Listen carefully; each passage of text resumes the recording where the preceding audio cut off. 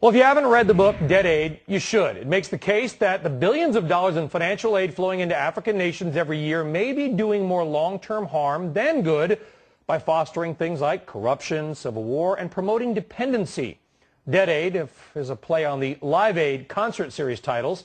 Dambisa Moyo was raised in Zambia, educated at Oxford and Harvard, worked at a little firm called Goldman Sachs, and is the author of that book, and she is in New York, and we're happy to have her. Dambisa, welcome to the program. Thank you very much for having me here. Controversial book, because many people have said, no, including the One Foundation, Bono's group, has said, no, direct aid does a lot of benefit. Is there a time when aid does help, financial aid?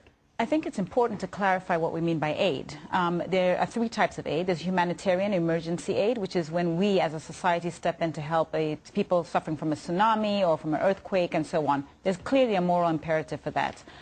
There's also NGO aid, which is charitable aid. Not a bad thing, but ultimately is that a Red Cross type? Exactly. Okay. Small NGOs. It's relatively small beer. The reality is it cannot help Africa achieve 10% growth rates, for example. So a girl could go to school on a scholarship from a donation, but it's not like the country is going to grow and provide jobs based on the NGO format. My book is actually critiquing the third type of aid, which is the government-to-government flows, the billion-dollar packages, and for the ideas that you've just pointed out, some of them like corruption, inflation, aid dependency, and most importantly, disenfranchising Africans so that their governments are not accountable. The worst example of this, I would imagine, is Zimbabwe and Mugabe. There's a whole range of them. We have failed states on the African continent, such as Somalia. In the past 6 months, we've had 4 coups, Guinea-Bissau, Guinea, Mauritania, and just last week, Madagascar. These are an artifact of this aid system where the only source of capital is, and the most important thing that you can try and capture is the state, because that's where the money is.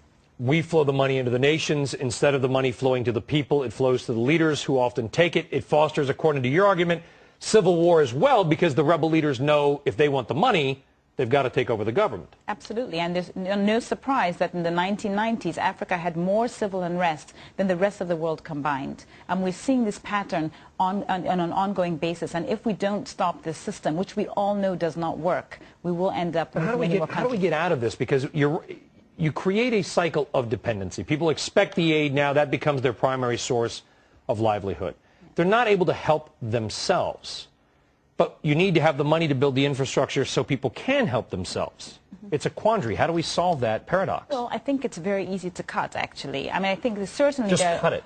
Absolutely, and in my book I prescribe a 5-year phase-out period. I mean, of course, some people have said that's a way too aggressive, but I think the important thing is to make sure that we have no more open-ended commitments. So, yes, if they want to quibble about the timeline, of course I'm happy to have that discussion, but to have an open-ended aid commitment ad infinitum makes no sense whatsoever. But won't that cause more unrest in the short term as people scramble and perhaps panic, wondering what will happen when that ends? Most Africans do not see a scrap of this money, and so it goes to supporting the aid community itself through salaries and airfares and so on, but it also goes to support, in the worst case, some of the despotic and tyrannical leaders that we've seen across the continent for many, many years. Now, there have been some success stories in Africa. You know, we've looked at the economy of Botswana, of all places. Actually, it's done pretty well. Absolutely. Are there any models that we can look at and say, that's what we clearly Zimbabwe is not. Right.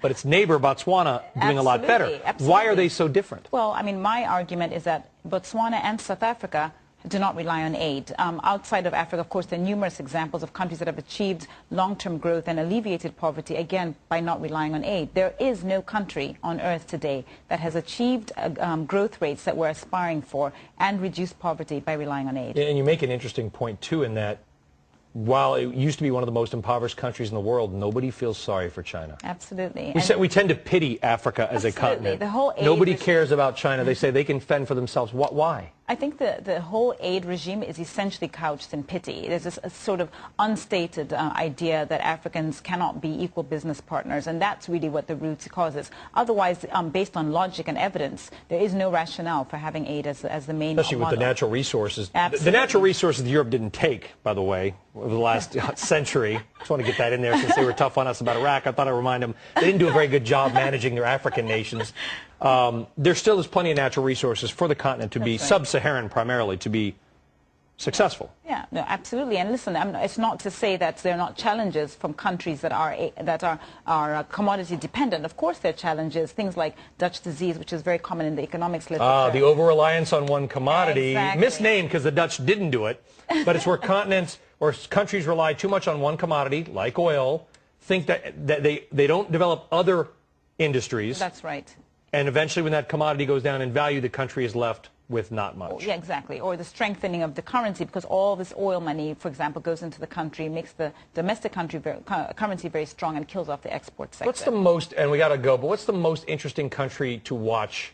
Right. One country I've been watching a little bit is Angola, only because they joined OPEC. They've got some oil revenues. Yeah. They seem to be sort of, they could go either way. What country are you watching right now? Is there one? I mean, there are a whole handful of them. There are now 15 countries that have stock markets in Africa. There's 16 countries that have credit ratings. I like my own country, Zambia. Of course, Ghana has been on the radar screens for some time now. I mean, I think there's a smattering of countries. I just came back from Rwanda. What an amazing story. The president is very vocal against aid to Africa, but very, very committed to ensuring long-term development. He's fantastic, and so is the country. Wow. Thank you. Thank you so much. Really was a pleasure. Dambisa Moyo, Dead Aid is the name of the book.